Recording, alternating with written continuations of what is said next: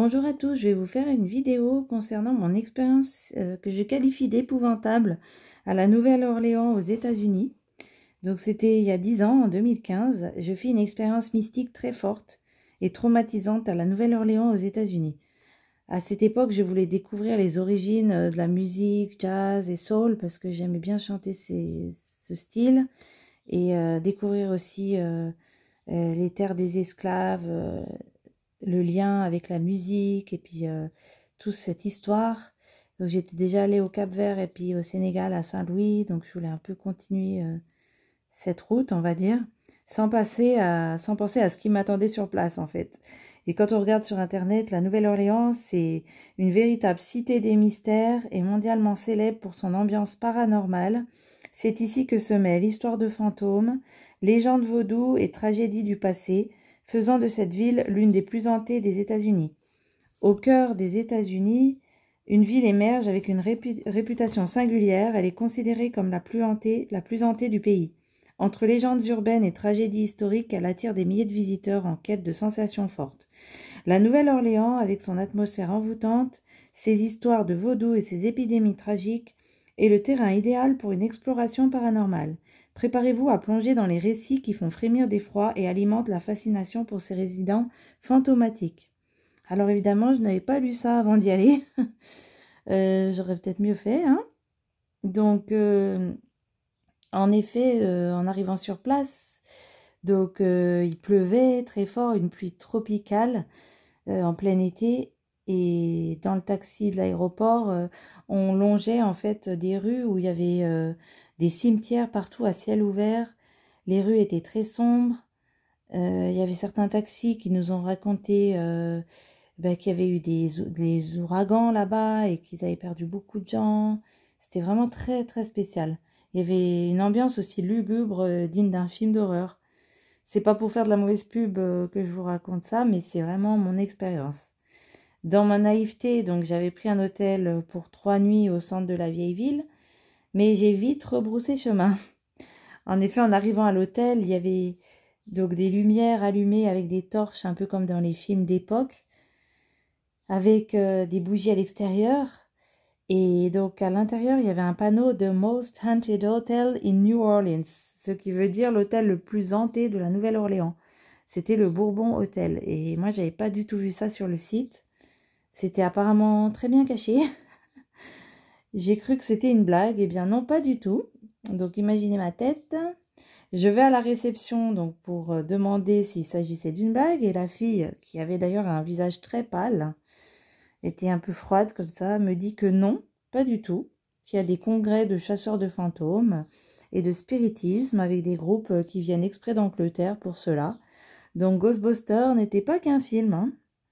Elle me précise aussi qu'il y a plusieurs fantômes et selon les salles ou les étages, mais qu'elle peut me mettre à un étage moins hanté si je le souhaite. Donc je pensais vraiment qu'elle plaisantait, mais non, pas du tout. Je vais donc découvrir ma chambre et l'ascenseur secoue, puis dans le couloir je me sens très mal, cela me plie en deux de douleur et de frayeur. En arrivant dans ma chambre, le réveil faisait de la musique tout seul sans qu'on l'ait allumé. Il y avait également des objets de chasseurs de vampires dans l'entrée de l'hôtel, donc avec des croix et des pics au bout, et puis tout autre objet spécifique. C'était vraiment très très bizarre. C'était vraiment un vrai film d'horreur version réelle, hein. Je prends mes affaires et je repars au plus vite à la réception et demande de changer d'hôtel. Donc j'ai ressenti des choses atroces et je ne pouvais pas envisager dormir ici et rester une seconde de plus. Mon ressenti exacerbé était aussi lié au fait que j'avais ouvert des portes avec l'occulte depuis des années et je pensais ressentir des soi-disant entités mais qui s'avèrent n'être autres que des démons. Heureusement, j'ai pu changer d'hôtel, mais le mystique est tellement présent dans cette ville que le malaise s'est fait ressentir sur les 3 jours. Je pense qu'à ce moment-là, Dieu voulait me montrer que je n'étais pas sur la bonne voie. Mais moi, je pensais avoir des dons de ressenti exacerbés. Et dans la ville de New Orleans, ils proposent des ghost tours que je n'ai bien sûr pas fait. Mais le soir, donc beaucoup de gens y participent, ils vont dans les maisons où il y avait des esclaves et aussi dans les cimetières. C'est plutôt lugubre hein, comme balade. Il y a aussi un Voodoo Spiritual Temple, pignon sur rue. Et une ambiance vraiment particulière, hein. On a l'impression que c'est Halloween tous les jours là-bas. Donc à mon retour, je cours chez une médium, évidemment, qui m'aide soi-disant à enlever les entités que j'avais ramenées de là-bas et qui s'étaient soi-disant collées à moi. Elle me dit que je suis parasitée et que je dois faire plusieurs séances pour cela, m'ancrer avec des techniques, dire des prières ou plutôt, avec du recul, plutôt des formules pour me libérer. Mais mon état n'allait pas du tout mieux. Cela me faisait aussi peur car je me sentais piégée et observée par des entités et également sous emprise des soins médiumiques interminables pour m'aider à sortir de cette situation sans fin. D'ailleurs, à chaque fois que je voyageais, j'avais de la sauge avec moi pour purifier soi-disant mon espace, ma chambre d'hôtel, les lieux, les objets, chasser les mauvaises énergies. Je n'étais pas du tout sereine en fait. Je mélangeais la sauge, l'eau bénite, l'encens, les croyances chamaniques, les prières à Marie. Je faisais en fait ma spiritualité à ma façon et j'écoutais aussi ce que me disaient les médiums. Donc un peu à la carte, c'est vraiment ça le New Age. Et pour me déstresser de mes angoisses, qui étaient donc liées aux liens occultes, je regardais des vidéos de respiration, de méditation bouddhiste, et je me sentais pas du tout mieux, ou bien que sur le court terme. Hein. Les crises d'angoisse et étouffement à la gorge nocturne n'étaient jamais bien loin.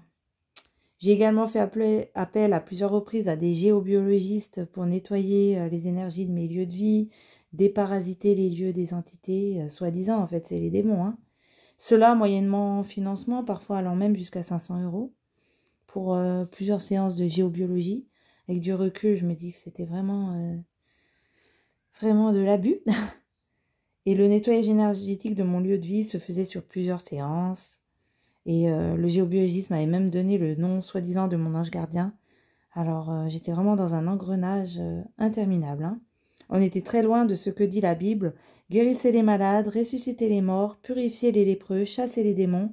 Vous avez reçu gratuitement, donnez gratuitement. Matthieu 18. Et récemment, en discutant avec un prêtre exorciste sur le thème des fantômes et des maisons hantées, il m'a expliqué qu'il s'agissait en fait des démons et non pas de fantômes ou ancêtres, car les morts ne peuvent pas interagir avec nous. Ceux qui peuvent avec le monde des vivants, ce sont malheureusement les anges déchus, donc les démons. Il m'a également expliqué que mes sensations exacerbées dans des lieux dits hantés étaient liées au fait que j'avais auparavant ouvert des portes avec le monde occulte. Donc ça changeait complètement ma vision des choses. Tout prenait alors du sens, je me suis reconnue pécheur et là commence la vraie délivrance. Et donc j'ai confessé tous ces péchés. Et voilà, c'était une petite vidéo pour vous expliquer un peu mon expérience avec la Nouvelle-Orléans et tout ce qui est hanté. Merci beaucoup pour votre écoute et que Dieu vous bénisse.